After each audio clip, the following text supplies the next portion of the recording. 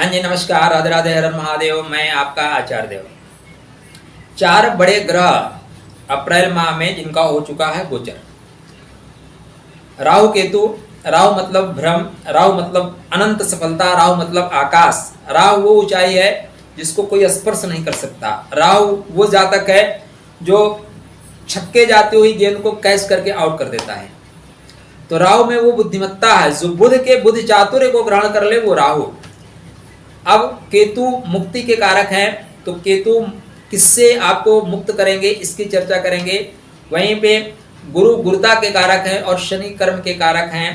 तो कर्क लगन कर्क राशि वालों के लिए ये जो 4 बड़े ग्रह हैं, राहु केतु शनि और गुरु, ये 12 माह 18 माह और 30 माह तक कैसा फल देंगे आपके लिए जानना आवश्यक है। यदि आप कर्क लगन कर्क राशि के जातक हैं तो यह वीडियो आपके लिए ही बना रहा हूं। वीडियो स्टार्ट करूं इससे पहले अनुरोध है कि अगर आपने चैनल को सब्सक्राइब नहीं किया, चैनल को सब्सक्राइब कर लीजिए। आपको वीडियो पसंद आएगा तो लाइक करिएगा, नहीं पसंद आएगा डिसलाइक कर दीजिएगा। कोई बात कहना चाहते हैं कमेंट के माध्यम से बताइएगा और मित्रों तक यह वीडियो अवश्य पहुंचाइएगा। बात करेंगे कर्क लग्न कर्क राशि। कर्क लग्न कर्क राशि पे राहु महाराज कैसे फल देंगे, क्योंकि सबसे पहले गोचर हुआ राहु का। तो राहु महाराज 12 अप्रैल को आपकी कुंडली में गोचर कर चुके हैं।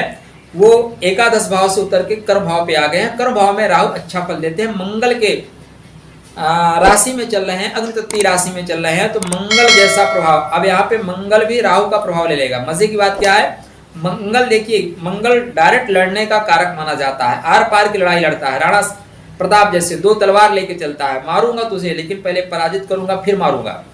लेकिन राहु ऐसा नहीं करता। राहु बोलता है मैं मारूंगा तुझे लेकिन मैं पराजित नहीं करूंगा। कोई और बंदी बना के लाएगा, मैं काट दूंगा। अकबर जैसे, अकबर को क्या हुआ, बंदी बना के कोई और लाता था, काट के वो गाजी को बात धारण करता था। तो यहाँ पे राहु मंगल जो है राहु का प्रभाव ले लेगा। हर जगह आप जो है कूटनीति का प्रयोग करते हुए यहाँ पे पाए जाएंगे। एक ही चीज ध्यान रखना है कि जहाँ पे आप काम कर रहे हैं वहां पे थोड़ा प्रेशर बनेगा। अगर ऐसे डॉक्यूमेंट्स आप संभाल के रखते हैं जो बहुत महत्वपूर्ण है तो उनको संभाल कर रखिए। वो संशयात्मक स्थिति में अगर आप रखेंगे, ध्यान नहीं देंगे, तो वो आपके लिए परेशानी का कारण बनेंगे। लेकिन चूंकि राहु महाराज मंगल की राशि में चल रहे हैं और यहाँ पे मंगल राहु का प्रभाव ले लेगा, अतः मंगल उनको कंट्रोल करके रखेगा। अगर आपकी कुंडली में मंगल नीच के अस्त या पाप प्रभाव में नहीं है तो, अगर मंगल नीच अस्त पाप प्रभाव में है तो राहु फिर किसी के बांधे नहीं बनेगा, राहु मनमाना करेगा। ठीक, जैसे आर्मी अपने देश की है, सरकार के अधीनस्थ है, एक आर्मी पड़ोस में है, मनमानी है, जब जिसको चाहो प्राइम मिनिस्टर बना दो, जिसको चाहो हटा दो। तो जब तक राहु मंगल के प्रभाव में रहेगा बिल्कुल भारत की आर्मी जैसा काम करेगा, अनुशासित रहेगा। लेकिन नहीं रहेगा, मंगल कमजोर हुआ तो अनुशासित नहीं रहेगा। बस ऐसे ही समझ लीजिए। खैर, यहाँ पे राहु आपके पिता से मनोमालिन्य कर सकता है, पिता से आपको दूर कर सकता है, पिता से आपके संबंधों में भ्रम की स्थिति उत्पन्न कर सकता है। ऑफिस में जहां आप काम करते हैं थोड़ा भ्रमात्मक वातावरण रहेगा। कब आ रहे हैं, कब जा रहे हैं, कैसे कौन आ जा रहा है पता नहीं चल रहा है, ऐसी स्थितियों का निर्माण करेगा। लेकिन राहु यहाँ पे आपको सरकार से, बड़े लोगों से कनेक्ट करेगा और सरकारी नौकरी की ओर यदि आप प्रयासरत हैं तो सरकारी नौकरी भी आपको मिलती हुई प्रतीत हो रही है। अपनी कुंडली की महादशा चेक कर लीजिए। अगर आपकी कुंडली में मंगल महाराज चल रहे हैं, आपकी कुंडली में गुरु महाराज चल रहे हैं, आपकी कुंडली में शुक्र महाराज चल रहे हैं, तो निश्चित रूप से आपको सफलता मिलेगी। वहीं आपकी कुंडली में शनि महाराज और आपकी कुंडली में बुध महाराज चल रहे हैं तो फिर सफलता से आप अभी थोड़ा सा दूर हैं, इसलिए चेक कर लीजिए। ऐसे राहु महाराज कृतिका मतलब सूर्य के नक्षत्र में चलेंगे तो स्टार्टिंग में आपको धन बहुत देंगे। स्टार्टिंग में कुछ ऐसी फाइलें आएंगी जो बिना पैसे के आगे बढ़ेंगे, उसमें आपका शेयर होगा, उस शेयर को लेके आप काफ़ी आनंदित महसूस करेंगे। उसके बाद ये भरणी नक्षत्र मतलब शुक्र के नक्षत्र में जाएंगे। यहाँ पे भी राहु आपको मेज के नीचे से पैसा देंगे, बड़ी डील करेंगे और उस डील से आप प्रॉपर्टी खरीद सकते हैं, उस डील से आप गाड़ी खरीद सकते हैं, घर बना सकते हैं, क्योंकि शुक्र आपके आय से सुखे से। इसलिए मैं आपको बताता चल रहा हूँ किस लिए, इसलिए यहाँ पे फिर उसके बाद राहु महाराज केतु के नक्षत्र मतलब अश्विनी नक्षत्र में चलेंगे। अब यहाँ पे अश्विनी केतु का नक्षत्र है अश्व जैसा, ठीक है ना, घोड़े जैसा दौड़ना पड़ेगा, घोड़े जैसा भागना पड़ेगा। केतु का नक्षत्र है, संघर्ष ज्यादा होगा, स्थितियां थोड़ी सी विपरीत हो सकती हैं, लेकिन केतु मंगल की तरह फल देने वाले हैं, अतः सपोर्ट करेंगे। फिर भी पिता से मनोमालिन्य होगा, बड़े भाइयों से भी मनोमालिन्य हो सकता है। आप जहाँ पे काम करते हैं वहाँ पे स्थितियाँ थोड़ी से आपके अनुकूल नहीं हो सकती। ऐसे स्थितियों से आपको निपटना पड़ेगा। आपके पीठ पीछे आपकी बुराई की जाएगी, आपके खिलाफ षड्यंत्र रचे जाएंगे, आपके डॉक्यूमेंट्स गायब किए जा सकते हैं, आप कोर्ट इंक्वायरी में भी आ सकते हैं। अतः बहुत ध्यान देकर कार्य करिए। राहु के मंत्रों का जाप आपके लिए कल्याणप्रद होगा। केतु महाराज, केतु मुक्ति के कारक हैं, मुक्त कर देते हैं। किससे मुक्त करेंगे? आपके घर की परेशानियों से आपको मुक्त कर देंगे। चतुर्थ भाव में चल रहे हैं, शुक्र की राशि में चल रहे हैं, अतः केतु घर की परेशानियों से मुक्त करेंगे। अगर कंडीशन खराब हुई तो घर से भी मुक्त कर देंगे। मान लीजिए आपकी कुंडली में बुध महाराज की दशा चल रही है, तो बुध की दशा में आपको घर से मुक्ति मिल जाएगी। घर वाले आपको निकाल के बाहर कर देंगे, जाओ। कर्क लगन में अगर बुध की दशा चले तो फिर भगवान राम को भी 14 वर्ष के लिए वनवास झेलना पड़ता है।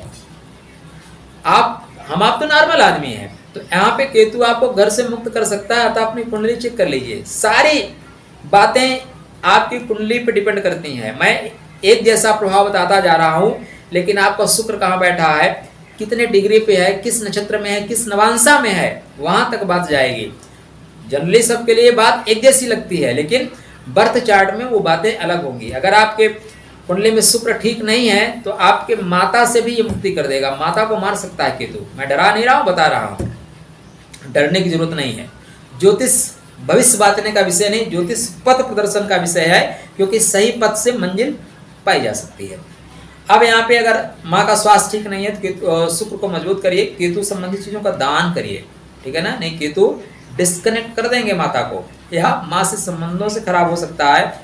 आपके ससुर को डिस्कनेक्ट कर सकता है, सिर्फ माँ को ही नहीं, ससुर जी को डिस्कनेक्ट कर सकता है, घर से डिस्कनेक्ट कर सकता है। गाड़ी अगर आपने लोन पे ले रखी है, पैसा नहीं जमा कर रहे हैं, तो बैंक वाले गाड़ी भी खींच सकते हैं, तो ध्यान रखिएगा। ऐसे केतु महाराज की स्थिति देखें तो विशाखा नक्षत्र में स्टार्ट कर रहे हैं, तो विशाखा नक्षत्र में नहीं बिगाड़ेंगे, क्योंकि गुरु के नक्षत्र में चल रहे हैं। जब गुरु खस्टेस है, घर में चिकचिक होगी, लेकिन ज्यादा बिगाड़ेंगे नहीं।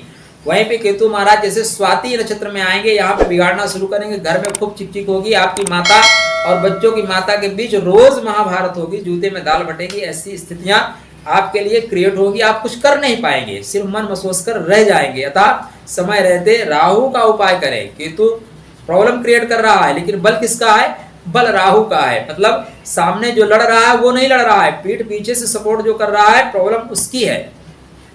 तो बड़ा ध्यान से कार्य करिएगा, किसका दान करना है, किसके मंत्रों का जाप करना है, दवा कौन सी खानी है भाई, उदर की खानी है, सर दर्द की खानी है, किस लिए खानी है, कब खानी है, ये जानना आवश्यक है ना। तो उसी ज्योतिष इसी का कार्य करता है। उसके बाद फिर केतु महाराज मंगल के नक्षत्र में जाएंगे, तो मंगल के नक्षत्र में चित्रा में 2 चरणों में यहाँ पे भोग करेंगे, तो ये आपके लिए शुभप्रद होंगे, कल्याणप्रद होंगे। अब बात करें गुरु महाराज की, क्योंकि फिर इसके बाद 13 अप्रैल को गुरु महाराज का गोचर हो चुका है। तो गुरु महाराज आपके कुंडली में मूल त्रिकोण राशि खष्टम है, मूल त्रिकोण राशि खष्टम भाव में आती है, और गुरु की दूसरी राशि भाग्य भाव में आती है। अतः गुरु यहाँ पे खष्टम का प्रभाव लेकर चलेंगे। देखिए, जिसका जो मूल नेचर है ना, स्वभाव है, वो हटेगा नहीं। नीम की दातून को आप रख दो, कभी भी करोगे तीखी ही लगेगी, ठीक है ना। उसके मूल में है, नेचर में है। पानी को कैसे भी आप ले आओ, रख दो, वो ठंडा ही हो जाएगा, शीतलता ही प्रदान करेगा। तो मूल में क्या है? खष्टम भाव है, अतः खष्टम भाव का प्रभाव गुरु लेकर चलेंगे। अब ऐसे गुरु महाराज पहले पूर्व भाद्रपद में अपने ही नक्षत्र में चलेंगे, तो यहाँ पे आपके लिए शुभ कार्य है। अगर आप नौकरी के लिए प्रयासरत हैं तो नौकरी आपको मिल सकती है। आप देखिए, आपकी कुंडली में द्वादश भाव की दशा तो नहीं चल रही है, अष्टमेश सप्तमेश दशा तो नहीं चल रही है, तब नहीं मिलेगी। वहीं पे मंगल की दशा चल रही है, शुक्र की दशा चल रही है, लग्नेश दशा चल रही है, और गुरु की दशा चल रही है। तो आपको ये भाग्योदय कराने के लिए आए हैं, 12 वर्ष के बाद आए हैं, और 12 वर्ष के बाद आएंगे तब तक आपकी उम्र निकल चुकी होगी, तो गुरु आपका भाग्योदय करा कर जाएंगे। कहाँ करा के जाएंगे? पूर्व भाद्रपद नक्षत्र में ही, मतलब पहले चरण में ही करा के जाएंगे, क्योंकि उसके बाद ये शनि के नक्षत्र में चलेंगे। जब शनि के नक्षत्र में चलेंगे तो थोड़ी सी पीड़ा होगी।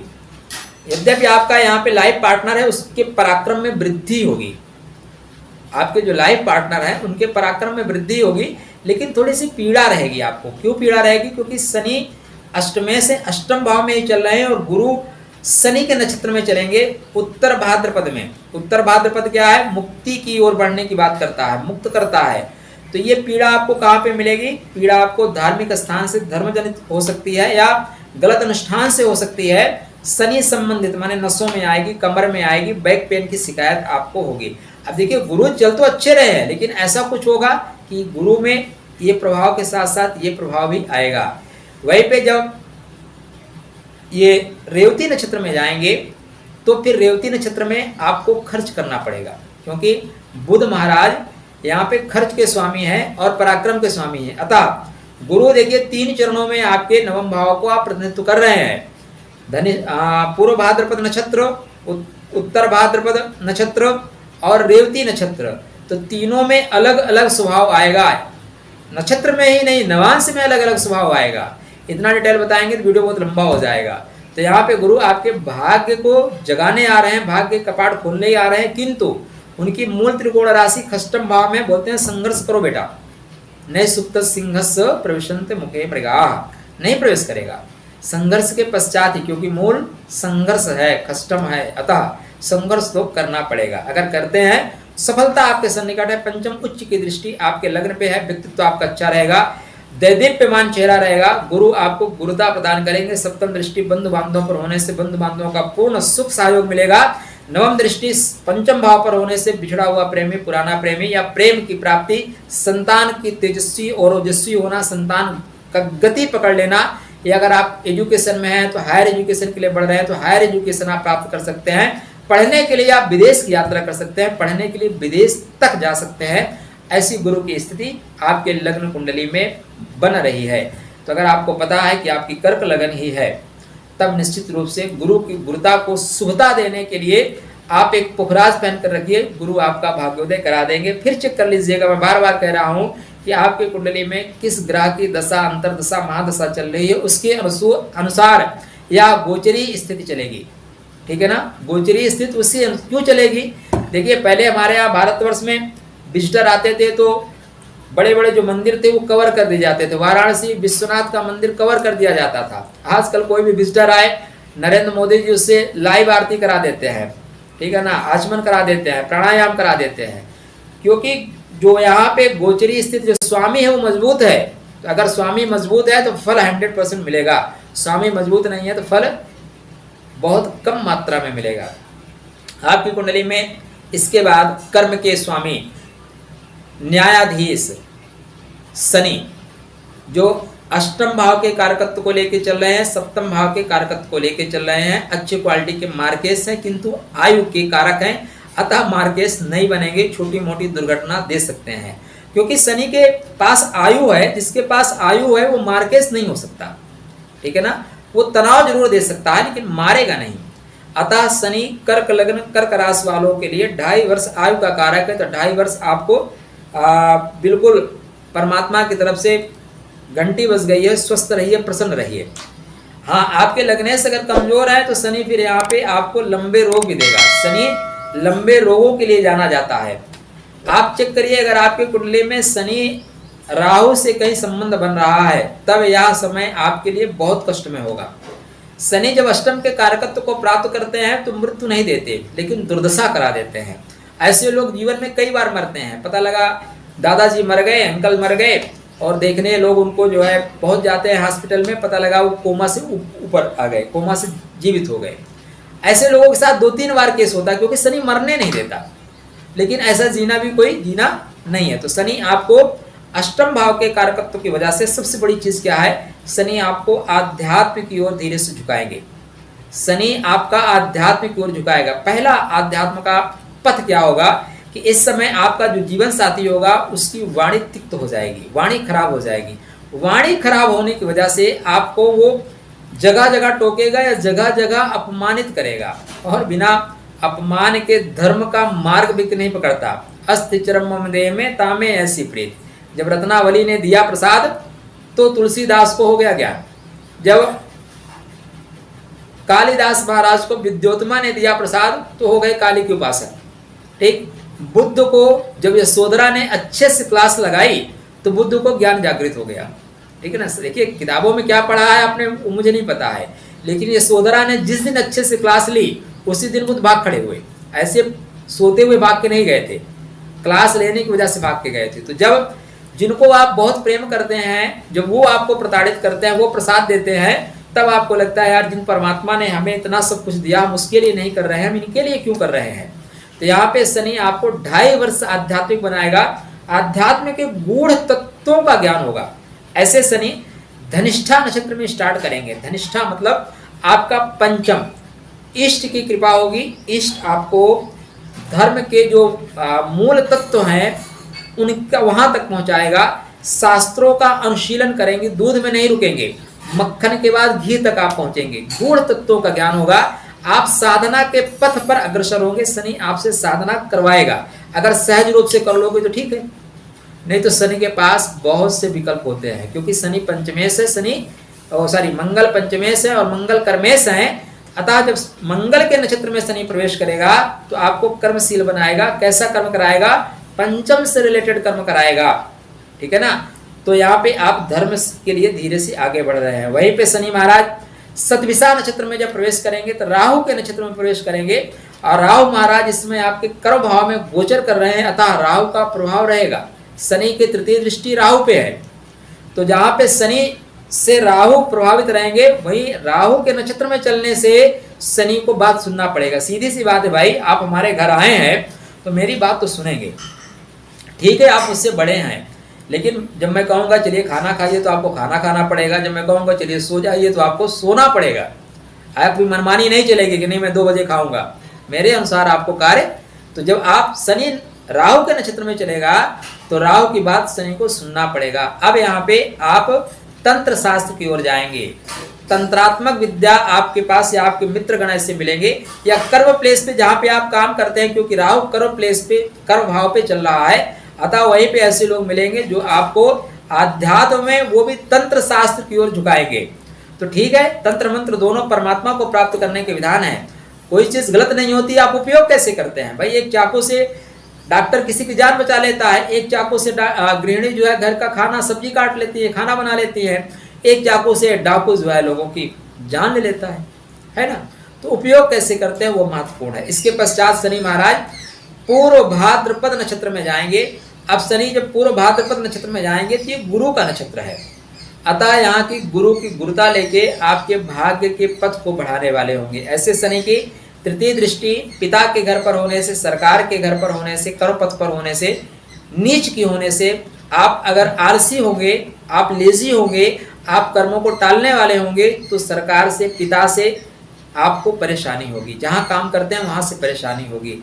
अगर आप कर्मपथ पर अग्रसर हैं तब आपको परेशानी नहीं होगी।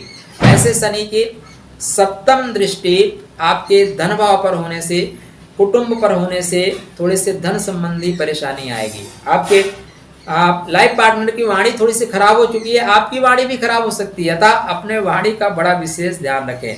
शनि के यहाँ पे आपको दसम दृष्टि जो पंचम भाव पर पड़ रही है, तो यह बहुत अच्छा है। अष्टम भाव और पंचम भाव का जो संबंध होता है वो आध्यात्म की ऊंचाइयों को प्राप्त करने वाला होता है। इष्ट की कृपा होती है, और आप इष्ट की कृपा से ध्यान में, साधना में बहुत से अनसुलझी चीजों को सुलझा पाने की क्षमता प्रकट कर पाते हैं। तो शनि महाराज आपके कुंडली में जो गोचरी स्थिति है मिला जुला फल देगा। गुरु महाराज भी मिले जुले फल दे रहे हैं। केतु आपको कष्ट देंगे, राहु आपको लाभ दे रहे हैं। तो ज्यादातर आपके लिए 60% चीजें सामान्य से नीचे जा रही हैं, 40% चीजें ही सामान्य जा रही। अतः आप अपने गुरु को और मंगल को मजबूत करके रखिए, लग्न को मजबूत करके रखिए। अगर घर का स्वामी मजबूत है तो घर में आने जाने वाले सब नियमावली को फॉलो करेंगे। घर का स्वामी मजबूत नहीं है तो फिर घर में लोग उदंडता करते हैं, लोग बैठ के टीवी देखते हैं, मोबाइल देखते हैं, शराब पीते हैं और घर के लोगों से बदतमीजी करते हैं। अतः लग्नेश मजबूत हुआ तो किसी की हिम्मत नहीं है कि घर में उपद्रव कर पाए। अगर लग्नेश मजबूत हुआ तो शनि भी ठीक, गुरु भी ठीक, मंगल भी ठीक। अतः लग्नेश को मजबूत करिए। आशा करता हूँ वीडियो आपको पसंद आएगा, तो पसंद आएगा तो लाइक करिएगा, नहीं आएगा डिसलाइक करिएगा। मित्रों तक पहुंचाने के लिए अगर आपको लगता है कि मित्रों तक पहुंचनी चाहिए तो पहुंचाइएगा। आपके लिए मंगल में शुभकामना। राधे राधे।